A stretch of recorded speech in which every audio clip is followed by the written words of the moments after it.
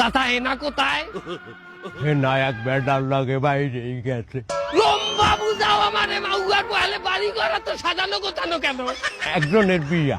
কার বিয়া? আমার বিয়া। কি বুঝলাম না।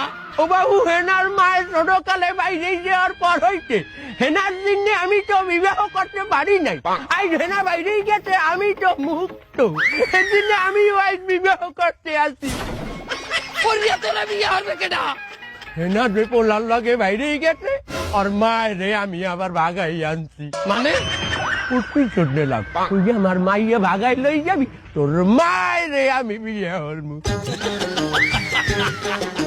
বাবু তুমি এখন যাও, আমার বিবাহের সময় হইছে। না, এটা আমি বিশ্বাস করি না।